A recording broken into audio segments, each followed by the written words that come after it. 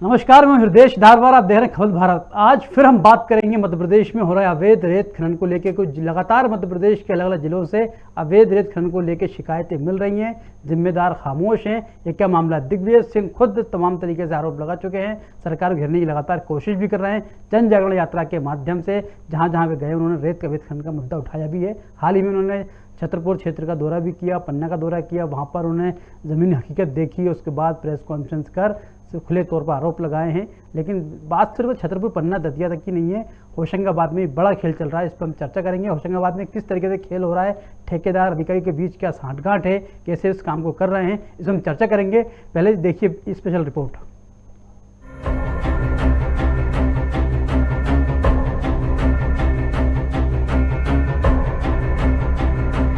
मध्य प्रदेश में अवैध रेत उत्खनन का कारोबार धड़ल्ले से चल रहा है।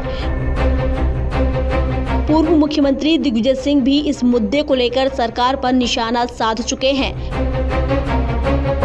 पन्ना, छतरपुर, दतिया, भिंड, मुरैना, विदिशा और रायसेन के बाद होशंगाबाद में भी अवैध रेत उत्खनन का बड़ा मामला सामने आया है।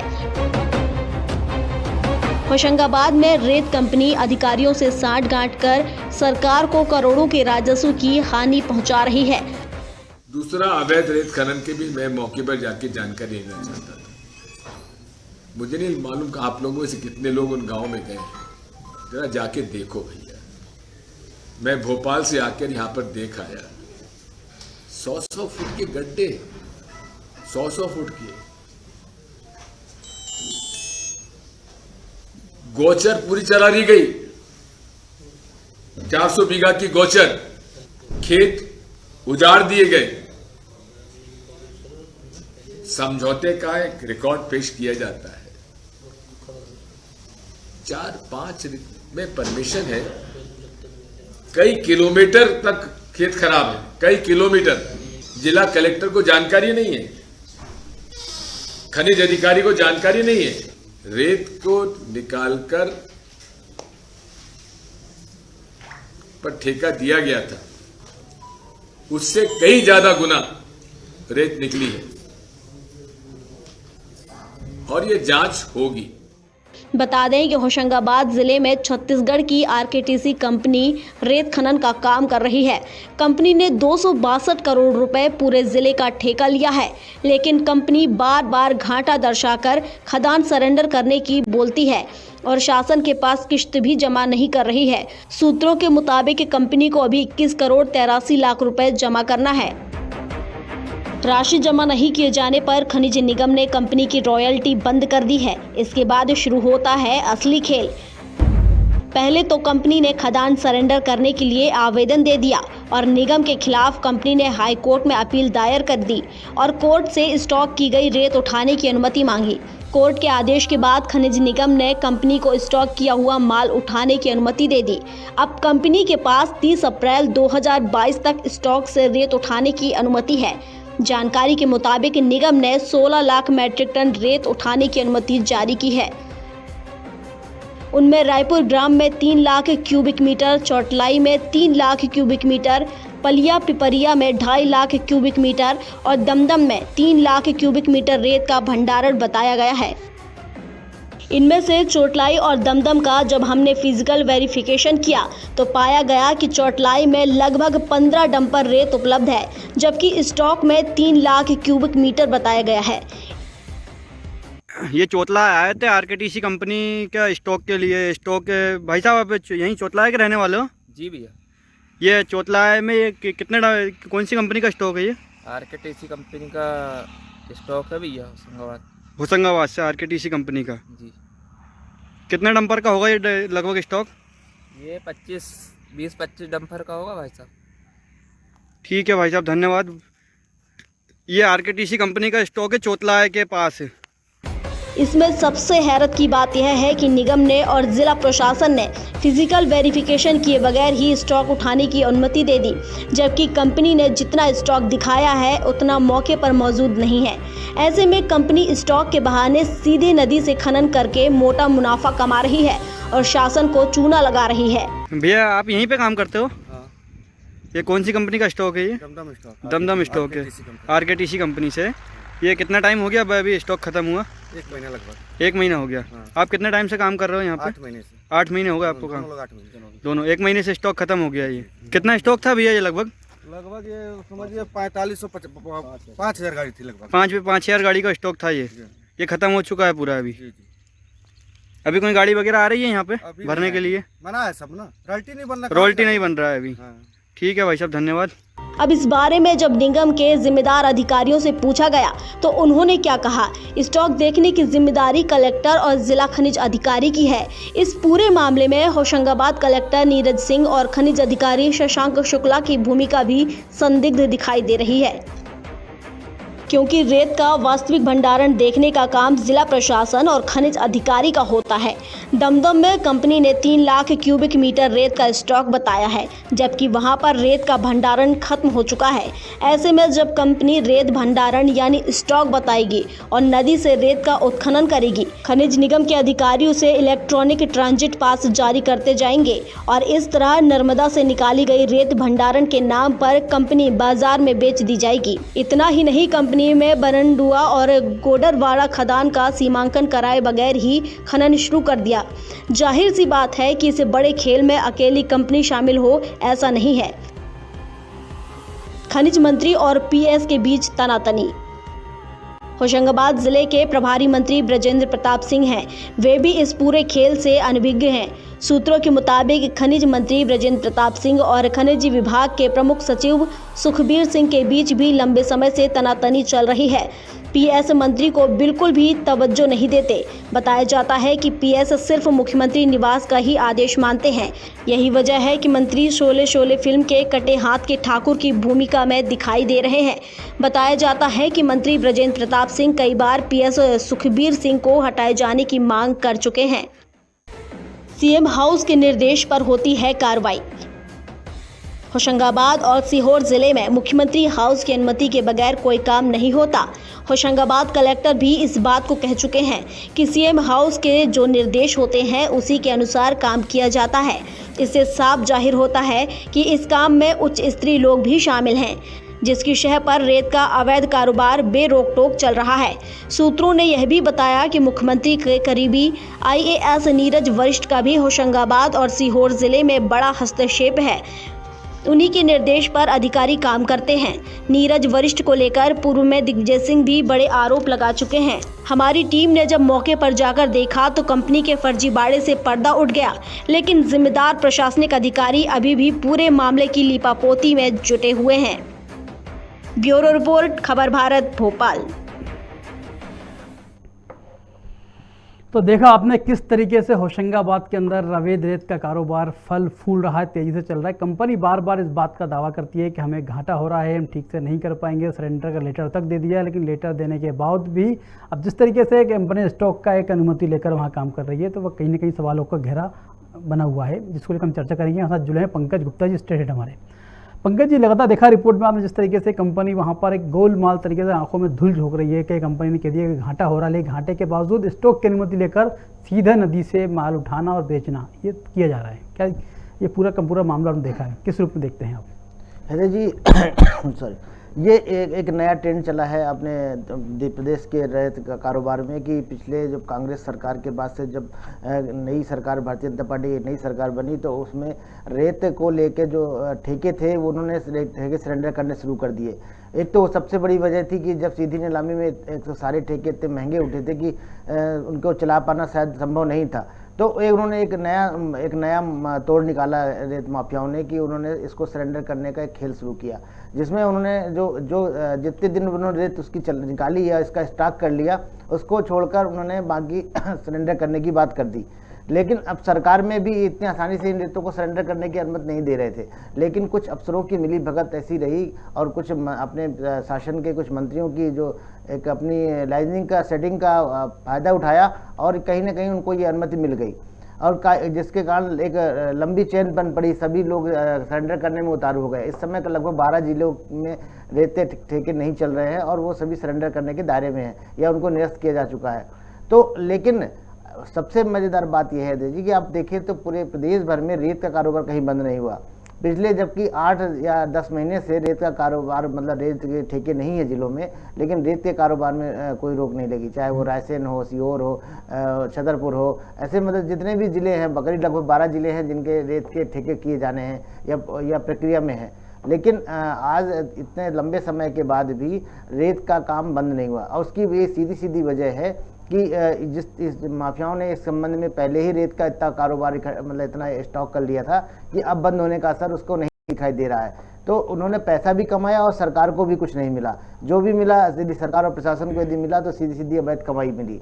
तो ये प्रदेश का नहीं, आम जनता का नुकसान है, जो एक बड़े कारोबार के रूप में आप हमेशा से देखते आए हैं। जरूर पंकज, सही बात बिल्कुल है कि जिस तरीके से कंपनी का भी 21 करोड़ 83 लाख रुपए सरकार को देना बाकी है, बकाया है। सरकार की तरफ से जो पैसा जमा होना चाहिए जमा बिल्कुल नहीं हो पा रहा है। कंपनी लगातार इस बात का दावा करती है कि हमें घाटा हो रहा है, सरेंडर कर देंगे।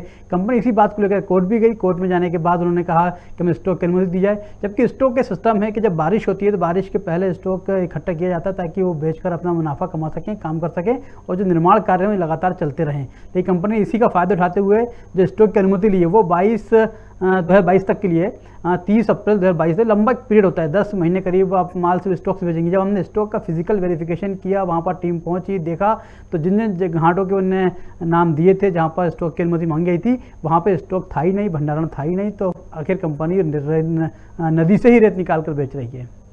ये जो अवैध है जी, अवैध रेत उत्खनन का जो मामला है वो आज से नहीं है। आप देखो पिछले 2 दशक से इसको काफ़ी चर्चित मुद्दा रहा है। हालांकि इसमें लंबे समय भारतीय जनता पार्टी की सरकार रही है और कभी कांग्रेस इसको जोरदार मुद्दा उठाती रही है। और सबसे मज़ेदार बात यह है कि आप देखिए, जो मुख्यमंत्री, माननीय मुख्यमंत्री के सामने खुद सरकार के मंत्री, चाहे उसमें कमल पटेल रहे, अरविंद भदौरिया रहे हों, इन्होंने ही इस अवैध रेत उत्खनन का मामला लगातार उठाते रहे हैं, लेकिन उसके बाद भी इस पर कोई रोक नहीं लगाई जा सकी। और आप इसके ऐसा कि पहली बार नहीं हो रहा, इससे पहले भी कई हत्या के प्रयास, जैसे एक आपने सुना होगा IPS नरेंद्र कुमार की भी हत्या हो चुकी है। मतलब मध्य प्रदेश एक बहुत बड़ा मुद्दा रहा है, लेकिन कभी भी हम एक स्थायी या एक प्रभावी रोक नहीं लगा पाए। इससे पहले यदि हम उत्तर प्रदेश की बात करें, पड़ोसी राज्य है हमारा, पहले वहाँ भी एक अवैध एक बड़ा मुद्दा रहा करता था। लेकिन योगी सरकार आने के बाद कहते, एक जो सूचनाएं हैं, सूत्र हमारे खबरें बताती हैं कि काफ़ी हद तक उसमें काफ़ी लगाम लगी है। एक जो अगर रेत उत्खनन हो भी रहा है तो उससे एक सरकार को राजस्व आय हो रही है, लेकिन मध्य प्रदेश की हालत शायद इससे भी बहुत खराब है, क्योंकि एक तो क्या उत्खनन तो रुका नहीं, माफिया पनपते गए और सरकार को आय कुछ भी नहीं हुई। आज हम जिस आर्थिक हालात से गुजर रहे हैं, अगर कहीं ना कहीं सरकार ने थोड़ी गंभीरता दिखाई होती तो प्रदेश को कहीं ना कहीं इस तरह से राहत मिल सकती इस रेत के कारोबार से।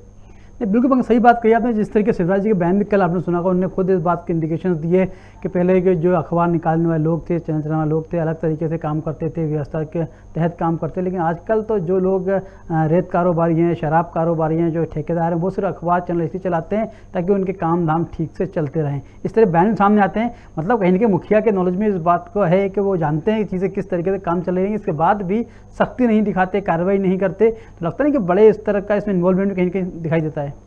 बिल्कुल, जो माननीय मुख्यमंत्री जी ने कहा है वो कहने में तो ठीक लगता है, बिल्कुल सही बात कह रहे हैं कि कई इस तरह के कारोबार में, मीडिया कारोबार में कई ऐसे लोग आ गए हैं जिनके अपने कारोबार हैं। लेकिन फिर भी लेकिन सरकार होने के नाते जिम्मेदारी तो अंतिम रूप से माननीय मुख्यमंत्री की बनती है कि उनको कैसे रोकना है, ये सरकार को तय करना सरकार की जिम्मेदारी है। लेकिन जब हम किसी पे दूसरे पे आरोप लगा के इसको टालने की कोशिश करते हैं तो मुझे लगता है हृदय जी, इसमें कहीं ना कहीं सरकार का एक इन्वॉल्वमेंट होता है। और ज़्यादा दूर मत जाइए, होशंगाबाद, जी हाँ कि हम बात आज कर रहे हैं होशंगाबाद जिले की, जी हाँ वो अवैध उत्खनन की बात कर रहे हैं, तो वो माननीय मुख्यमंत्री का वहीं से नज़दीकी जिला लगा हुआ है। और शायद वो एक ऐसा त्रिभुज बनाता है जहाँ से पूरा तरह से माननीय मुख्यमंत्री जी का ही इलाका एक प्रकार से, या एक क्षेत्र कहा जाएगा जो उनके विधानसभा क्षेत्र से जुड़ा हुआ है। तो जब आपके नज़दीक इतने नाक के नीचे सब कारोबार चल रहा है तो आप पूरे प्रदेश के नियंत्रण कर पाना तो अभी भी हम, मुझे लगता है, बहुत मुश्किल काम है। और हम हमेशा समय समय पे ऐसी खबरें दिखाते रहे हैं कि जहां अवैध उत्खनन के मामले सामने आते रहे, इसमें हत्याएं तक हुई हैं। अभी होशंगाबाद में कुछ दिन पहले आपको याद होगा एक गैंगवार भी इसी पे हुआ था, दो गुटों में भिड़ंत हुई थी इसी रेत कारोबार को लेके। उस समय ऐसी घटना रोज आती हैं, लेकिन इसके बाद भी सरकार और जिला प्रशासन, पुलिस सब कुछ एकदम शांति के साथ सब सो रहे हैं।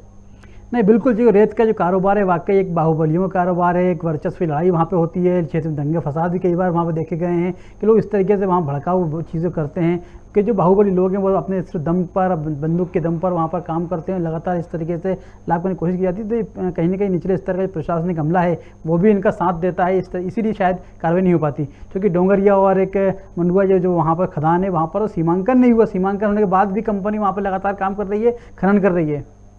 देखिए, इस रेत के कारोबार को क्या है हैदर जी समझने की ज़रूरत है। जो रेत का कारोबार होता है वो जो हमें जिसकी हमें लीज मिलती है, पट्टा मिलता है, खदान मिलती है, अक्सर रेत माफियाओं का यही एक सबसे बड़ा फ़ायदा होता है कि वो अक्सर जो भी उनके नामांकित या जिनका सीमांकन होता है उस सीमा में अंदर वो रेत का उत्खनन नहीं करते हैं और उसके अलावा उसके आसपास की सारी ज़मीन को रेत निकाल लेते हैं। ये एक सरकार, और ये सब कुछ अफसरों के आंखों के सामने होता है, लेकिन ये एक आय का एक बड़ा मामला है। देखिए, आज अकेले सिर्फ सरकार की आय का सवाल नहीं है, पार्टी के का सवाल है, विपक्ष की आय का सवाल है। तो इसमें ये कहना बड़ा मुश्किल काम है कि कोई एक दल या एक सरकार इसमें शामिल है। इसमें लगभग हर दल, हर सरकार शामिल है। और सबसे मजेदार बात यह कि जिला प्रशासन को, सभी दोनों दलों को, सत्ता पक्ष को, विपक्ष को, दोनों को ही इस तरह से कहीं ना कहीं रिश्वत का सहारा लेकर उनको ये आवाजें दबाई जाती हैं, जिससे स्थानीय जनप्रतिनिधि भी सब सवाल उठावे, सबकी हिस्सेदारी होती है।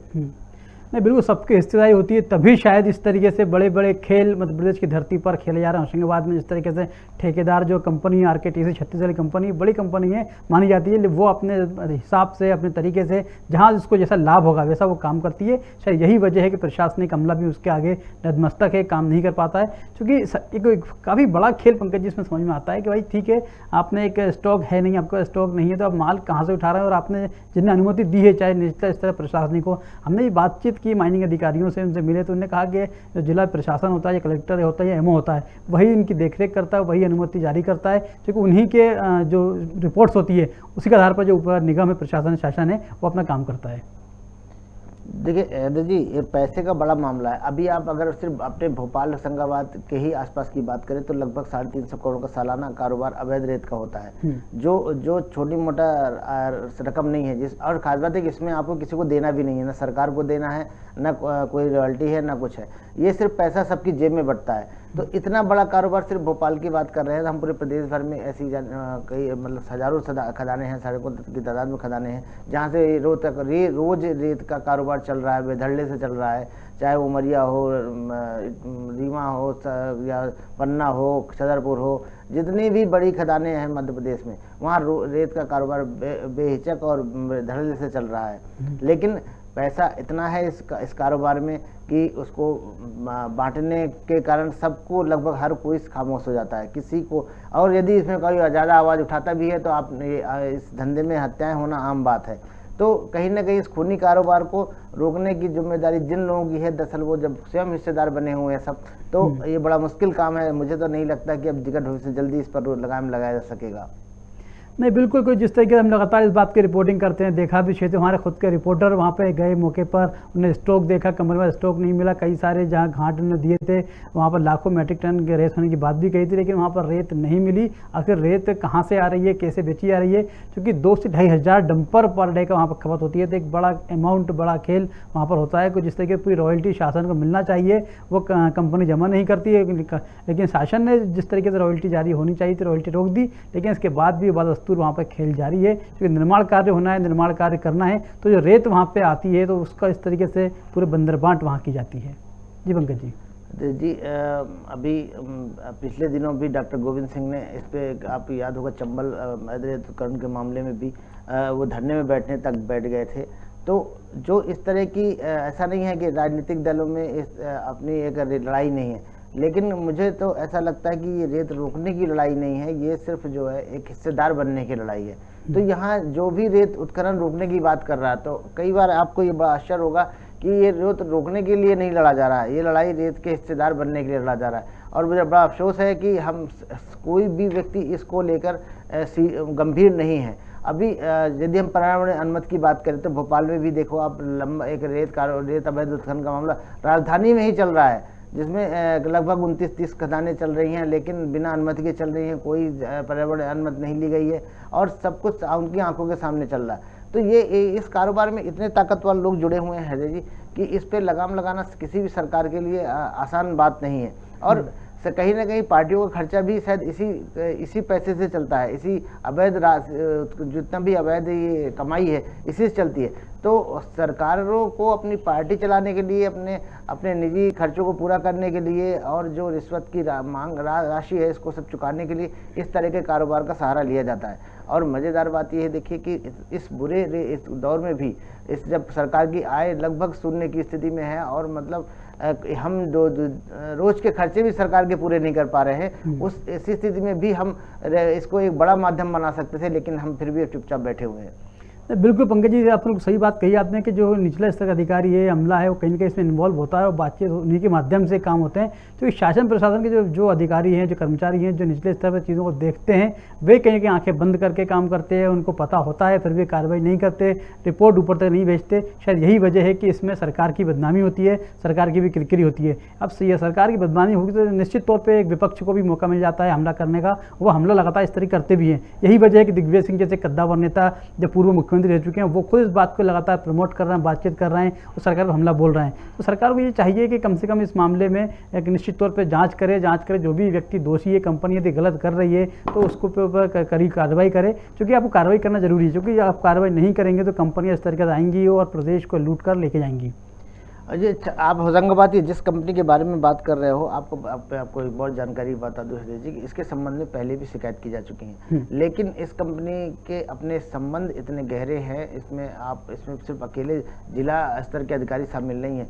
कंपनी का राजधानी में एक बड़ा ऑफिस है और जो ऑफिस है वो ऐसा है कि वहाँ पे सारी लग्जरियस जो व्यवस्थाएं अधिकारी को उपलब्ध कराई जाती हैं, उसको एक ऐसा ऑफिस उन्होंने बनाया गया है और इसमें सारे उसके ऐशो आराम की सुविधाएं भी दी जाती हैं। तो अधिकारी सिर्फ पैसे से उपलब्ध नहीं होते, उनको सारे सुख सुविधाएं इसी कंपनियों द्वारा उपलब्ध कराई जा रही है। और ये जो अपनी कंपनी है ये पहले से भी इस तरह के मामलों में चर्चित रही है। हालांकि इनका चूंकि इन्होंने खनन से जुड़े कोयले के कारोबार से भी इनका कारोबार ताल्लुक रखते हैं, गहरा ताल्लुक है, तो वहाँ भी इस तरह की शिकायतें आम थी इनकी। तो जिसको कमाई की इस तरह की अवैध आदत पड़ जाती है ना, तो वो इतनी आसानी से नहीं जाती है जी। और इस कंपनी को बारे में मतलब आपको ज़रूर जानकारी होगी, आपने देखा है लंबे समय से। तो यहाँ अवैध का एक लंबा अनुभव है इस कंपनी को और ये अधिकारियों को कैसे सेट करना है इनको पूरे अच्छे से आता है। बिल्कुल पंकज जी, जिस तरीके से होशंगाबाद जिले की यदि पर्टिकुलर बात करें, 262 करोड़ रुपए में पूरा जिले का ठेका लिया। ठेका लेने के बाद कंपनी ने काम शुरू किया, लेकिन कोविड काल का बहाना बनाकर कंपनी लगातार इस बात को आगे बढ़ाती रही, करती रही कि हमें लगातार घाटा हो रहा है। जो ट्रैफिक मिलना चाहिए था, जो डंपर आने चाहिए थे, वो यहाँ पे नहीं आ रहे हैं। इस वजह से कंपनी ने 1, 2 बार 3 बार लगातार सरेंडर करने का आवेदन दिया, लेकिन आवेदन देने के बाद भी जिस तरीके से पीछे का गेम उन्होंने शुरू कर दिया कि आज सरेंडर का आवेदन दे दीजिए और सरकार को जो राशि देनी है, जो किस्त देनी है, जो रॉयल्टी का पैसा देना होता है, वो पैसा रुक जाए और वही पैसा रोक करके सीधे नदी से माल उठाकर मार्केट में बेचा जाए, उससे मोटा माल कमाया जाए। यही कंपनी की मंशा भी थी। इस तरीके से कंपनी आगे भी काम कर रही है। जी पंकज जी, कंपनी ने पहले ही अब सारी तैयारी कर ली थी। देखिए ये पूरा योजनाबद्ध तरीके से की गई है, एक साजिश है जिसमें कंपनी ने पहले से ही तय कर लिया था कि सरकार के राजस्व को एक बहुत नुकसान पहुंचाना है। शायद इसीलिए उन्होंने कंपनी को सरेंडर करने के तक जितने समय मिला उन्होंने रेत बेचा भी और रेत डंप करने का बड़ा काम किया। जो 4 महीने का ये वर्षा काल उन्हें मिला जब रेत प्रतिबंध का, इसका लाभ लेकर उन्होंने एक बड़ा स्टॉक इकट्ठा किया जो सरकारी क्षमता से भी अधिक है, सरकारी जो अनुमति है उससे भी बहुत ज़्यादा है। लेकिन इस अनुमति को देने वाले, जारी करने वालों को भी ये जानकारी रहती है कि इसमें अवैध मामला पूरा जुड़ा हुआ है। आपने जैसे कि देखा, आपने होशंगाबाद कलेक्टर से भी ऐसा चर्चा करने की कोशिश की है, तो मुझे नहीं लगता कि वो भी बहुत ज़्यादा इस पर तत्काल कार्रवाई जैसी स्थिति में होंगे। नहीं पंकज जी, बात वही कि फिजिकल वेरिफिकेशन होना चाहिए था। भाई कंपनी यदि दावा करती है हाँ भाई इतना माल भरा हुआ है, हमने रखा हुआ है, तो कम से कम अधिकारी हैं निचले स्तर पर जाकर माल का फिजिकल वेरिफिकेशन करें और माल को देखें कि वाकई जितनी मात्रा में कंपनी ने दावा किया वो माल हैवी कि नहीं है। जब हमारी टीम वहाँ पहुँची, उन्होंने देखा कि माल वहाँ था ही नहीं, बिक चुका था। 10 डंपर 15 डंपर माल वहाँ पड़ा हुआ था। कंपनी बोलती है कि वहाँ 3 लाख क्यूबिक मेट्रिक टन माल वहाँ पड़ा हुआ था। इस तरीके से कंपनी ने झूठ बोलकर, फरेब करके सरकार की आंख में धूल झोंकने की कोशिश की है। मुझे लगता है एक बार हम लोगों को फिर से दिखाना चाहिए। खैर, लेकिन ये इस कारोबार के बारे में जिससे ज़्यादा लोग समझ पाए और अगर मतलब ये कारोबार को थोड़ा सा समझने। बिल्कुल पंकज जी, सही कहा आपने। जो कहूँगा टीम से कि फिर से एक बार वो जो पूरा रिपोर्ट है फिर से दर्शकों को दिखाएं।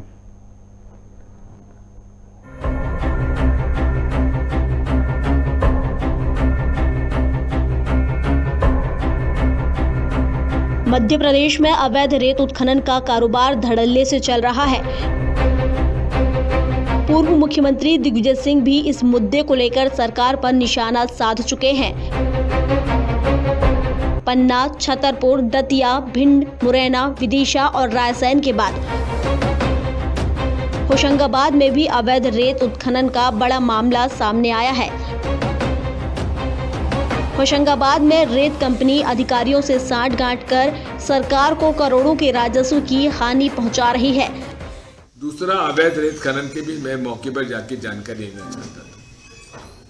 मुझे नहीं मालूम कि आप लोगों में से कितने लोग उन गांव में गए हैं, जरा जाके देखो भैया। मैं भोपाल से आकर यहाँ पर देख आया, 100-100 फुट के गड्ढे, 100-100 फुट के। गोचर पूरी चला दी गई, 400 बीघा की गोचर, खेत उजाड़ दिए गए। समझौते का एक रिकॉर्ड पेश किया जाता है, 4-5 में परमिशन है, कई किलोमीटर तक खेत खराब है, कई किलोमीटर। जिला कलेक्टर को जानकारी नहीं है, खनिज अधिकारी को जानकारी नहीं है। रेत को निकालकर पर ठेका दिया गया था, उससे कई ज्यादा गुना रेत निकली है और ये जांच होगी। बता दें कि होशंगाबाद जिले में छत्तीसगढ़ की आरकेटीसी कंपनी रेत खनन का काम कर रही है। कंपनी ने 262 करोड़ रुपए पूरे जिले का ठेका लिया है, लेकिन कंपनी बार बार घाटा दर्शाकर खदान सरेंडर करने की बोलती है और शासन के पास किश्त भी जमा नहीं कर रही है। सूत्रों के मुताबिक कंपनी को अभी 21 करोड़ 83 लाख रुपए जमा करना है। राशि जमा नहीं किए जाने पर खनिज निगम ने कंपनी की रॉयल्टी बंद कर दी है। इसके बाद शुरू होता है असली खेल। पहले तो कंपनी ने खदान सरेंडर करने के लिए आवेदन दे दिया और निगम के खिलाफ कंपनी ने हाई कोर्ट में अपील दायर कर दी और कोर्ट से स्टॉक की गई रेत उठाने की अनुमति मांगी। कोर्ट के आदेश के बाद खनिज निगम ने कंपनी को स्टॉक किया हुआ माल उठाने की अनुमति दे दी। अब कंपनी के पास 30 अप्रैल 2022 तक स्टॉक से रेत उठाने की अनुमति है। जानकारी के मुताबिक निगम ने 16 लाख मैट्रिक टन रेत उठाने की अनुमति जारी की है। उनमें रायपुर ग्राम में 3 लाख क्यूबिक मीटर, चौटलाई में 3 लाख क्यूबिक मीटर, पलिया पिपरिया में 2.5 लाख क्यूबिक मीटर और दमदम में 3 लाख क्यूबिक मीटर रेत का भंडारण बताया गया है। इनमें से चोटलाई और दमदम का जब हमने फिजिकल वेरिफिकेशन किया तो पाया गया कि चोटलाई में लगभग 15 डंपर रेत उपलब्ध है, जबकि स्टॉक में 3 लाख क्यूबिक मीटर बताया गया है। ये चोतला आए थे आरकेटीसी कंपनी का स्टॉक के लिए। स्टॉक भाई साहब आप यहीं चोतला के रहने वाले हो? जी भैया। ये चोतला में ये कितने कौन सी कंपनी का स्टॉक है ये? आरकेटीसी कंपनी का स्टॉक है भैया, होशंगाबाद से आरकेटीसी कंपनी का। जी। कितने डंपर का होगा ये लगभग स्टॉक? ये 20-25 डंपर का होगा भाई साहब। ठीक है भाई साहब, धन्यवाद। ये आरकेटीसी कंपनी का स्टॉक है चोतला के पास है। इसमें सबसे हैरत की बात यह है कि निगम ने और जिला प्रशासन ने फिजिकल वेरिफिकेशन किए बगैर ही स्टॉक उठाने की अनुमति दे दी, जबकि कंपनी ने जितना स्टॉक दिखाया है उतना मौके पर मौजूद नहीं है। ऐसे में कंपनी स्टॉक के बहाने सीधे नदी से खनन करके मोटा मुनाफा कमा रही है और शासन को चूना लगा रही है। भैया आप यहीं पे काम करते हो? हाँ। ये कौन सी कंपनी का स्टॉक है ये? दमदम स्टॉक। दमदम स्टॉक है, आरकेटीसी कंपनी से। ये कितना टाइम हो गया अभी स्टॉक खत्म हुआ? 1 महीना लगभग। 1 महीना हो गया। हाँ। आप कितने टाइम से काम कर रहे हो यहाँ पे? 8 महीने से। 8 महीने हो गए आपको काम? 8 महीने दोनों 1 महीने से स्टॉक खत्म हो गया। ये कितना स्टॉक था भैया ये लगभग? ये समझिए 5,000 गाड़ी थी लगभग। 5,000 गाड़ी का स्टॉक था ये खत्म हो चुका है पूरा। अभी कोई गाड़ी वगैरह आ रही है यहाँ पे भरने के लिए? बना है सब ना, रॉयल्टी नहीं बन रहा। रॉयल्टी नहीं बन रहा है अभी। ठीक है भाई साहब, धन्यवाद। अब इस बारे में जब निगम के जिम्मेदार अधिकारियों से पूछा गया तो उन्होंने क्या कहा? स्टॉक देखने की जिम्मेदारी कलेक्टर और जिला खनिज अधिकारी की है। इस पूरे मामले में होशंगाबाद कलेक्टर नीरज सिंह और खनिज अधिकारी शशांक शुक्ला की भूमिका भी संदिग्ध दिखाई दे रही है। क्योंकि रेत का वास्तविक भंडारण देखने का काम जिला प्रशासन और खनिज अधिकारी का होता है। दमदम में कंपनी ने 3 लाख क्यूबिक मीटर रेत का स्टॉक बताया है, जबकि वहां पर रेत का भंडारण खत्म हो चुका है। ऐसे में जब कंपनी रेत भंडारण यानी स्टॉक बताएगी और नदी से रेत का उत्खनन करेगी, खनिज निगम के अधिकारियों से इलेक्ट्रॉनिक ट्रांजिट पास जारी करते जाएंगे और इस तरह नर्मदा से निकाली गई रेत भंडारण के नाम पर कंपनी बाजार में बेच दी जाएगी। इतना ही नहीं, कंपनी में बरंडुआ और गोडरवाड़ा खदान का सीमांकन कराए बगैर ही खनन शुरू कर दिया। जाहिर सी बात है कि इस बड़े खेल में अकेली कंपनी शामिल हो, ऐसा नहीं है। खनिज मंत्री और पीएस के बीच तनातनी। होशंगाबाद जिले के प्रभारी मंत्री ब्रजेंद्र प्रताप सिंह हैं। वे भी इस पूरे खेल से अनभिज्ञ हैं। सूत्रों के मुताबिक खनिज मंत्री ब्रजेंद्र प्रताप सिंह और खनिज विभाग के प्रमुख सचिव सुखबीर सिंह के बीच भी लंबे समय से तनातनी चल रही है। पीएस मंत्री को बिल्कुल भी तवज्जो नहीं देते। बताया जाता है कि पीएस सिर्फ मुख्यमंत्री निवास का ही आदेश मानते हैं। यही वजह है कि मंत्री शोले शोले फिल्म के कटे हाथ के ठाकुर की भूमिका में दिखाई दे रहे हैं। बताया जाता है कि मंत्री ब्रजेंद्र प्रताप सिंह कई बार पीएस सुखबीर सिंह को हटाए जाने की मांग कर चुके हैं। सीएम हाउस के निर्देश पर होती है कार्रवाई। होशंगाबाद और सीहोर जिले में मुख्यमंत्री हाउस की अनुमति के बगैर कोई काम नहीं होता। होशंगाबाद कलेक्टर भी इस बात को कह चुके हैं कि सीएम हाउस के जो निर्देश होते हैं उसी के अनुसार काम किया जाता है। इससे साफ जाहिर होता है कि इस काम में उच्च स्तरीय लोग भी शामिल हैं, जिसकी शह पर रेत का अवैध कारोबार बेरोक टोक चल रहा है। सूत्रों ने यह भी बताया कि मुख्यमंत्री के करीबी आईएएस नीरज वरिष्ठ का भी होशंगाबाद और सीहोर जिले में बड़ा हस्तक्षेप है। उन्हीं के निर्देश पर अधिकारी काम करते हैं। नीरज वरिष्ठ को लेकर पूर्व में दिग्विजय सिंह भी बड़े आरोप लगा चुके हैं। हमारी टीम ने जब मौके पर जाकर देखा तो कंपनी के फर्जीवाड़े से पर्दा उठ गया, लेकिन जिम्मेदार प्रशासनिक अधिकारी अभी भी पूरे मामले की लीपापोती में जुटे हुए हैं। ब्यूरो रिपोर्ट, खबर भारत, भोपाल। तो देखा आपने किस तरीके से होशंगाबाद जिले के अंदर अवैध रेत का कारोबार तेजी से फल फूल रहा है, पनप रहा है, लेकिन कोई रोक टोक वहाँ पर नहीं है। शासन प्रशासन के जिम्मेदार अधिकारी जो हैं खुद आंखें बंद करके बैठे हुए हैं। आपने देखा जिसके दमदम, चोटलाई, हुड़ियापुर, डोंगरवाड़ा और बरंडुआ जैसी जो खदानें हैं वहाँ पर बेधड़क रोक टोक के वहाँ पर काम चल रहा है। पंकज जी, एक और चीज़ आपने रिपोर्ट में देखी होगी, जिस तरीके से लगातार खबरें आती हैं कि प्रमुख सचिव सुखबीर सिंह और जो खनिज मंत्री हैं, होशंगाबाद के प्रभारी मंत्री भी हैं ब्रजेंद्र प्रताप सिंह, उनके बीच भी अनबन की खबरें अक्सर सामने आती हैं। तो ब्रजेंद्र प्रताप सिंह कई बार इस बात को भी कह चुके हैं कि उनके विभाग में जो ठीक नहीं चल रहा है और हटाने की मांग भी कर चुके हैं। देखिए, अकेले ब्रजेंद्र प्रताप की बात नहीं है हृदय जी, ये प्रदेश के आधा दर्जन ऐसे मंत्री हैं जो अवैध उत्खनन को लेकर सरकार, अपनी ही सरकार के प्रति नाराजगी जता चुके हैं।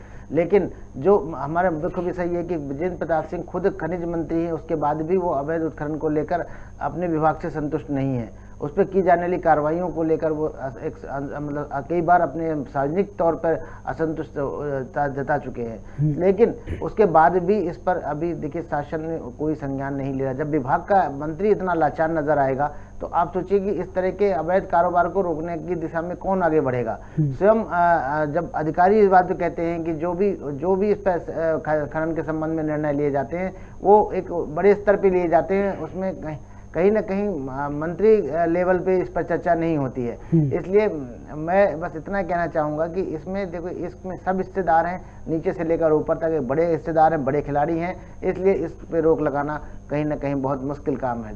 बिल्कुल पंकज जी, सही बात कही आपने कि जिस तरीके से पूरे खेल में नीचे से लेकर ऊपर तक के लोग शामिल है, शायद उन्हीं के शय पर कारोबार और ये जो अवैध कारोबार तेजी से फल फूल रहा है, पनप रहा है और इस पर जिम्मेदार जो है कार्रवाई करने से बचते हैं। तो आप देख रहे हैं खबर भारत का खास कार्यक्रम बिल्कुल पड़ताल के बाद जिस तरीके से खुलासा हमने किया है कि मध्य प्रदेश के होशंगाबाद जिले में रेत का अवैध कारोबार तेजी से फल फूल रहा है, लेकिन जो जिम्मेदार हैं जिनको कार्रवाई करनी चाहिए वो बचते हैं। तो सिस्टम के ऊपर जो लगातार जो हम लोग वार कर रहे हैं, देख रहे हैं कि चीज़ें जो होनी चाहिए नहीं हो पा रही हैं, कम से कम इस पर सरकार को ध्यान देना चाहिए। कोई ये सरकार की छवि भी खराब कर रहा है। जिस तरीके से निचले स्तर का जो अमला है वो कार्रवाई नहीं करता, सुनता नहीं है, जो ऊपर का जो कार्रवाई होनी चाहिए थी कंपनी के ऊपर वो कार्रवाई नहीं हो पाती, इसलिए शायद इस तरह की चीज़ें निकल के सामने आती हैं। फिलहाल चर्चा में इतना ही, हमें दीजिए इजाज़त, नमस्कार।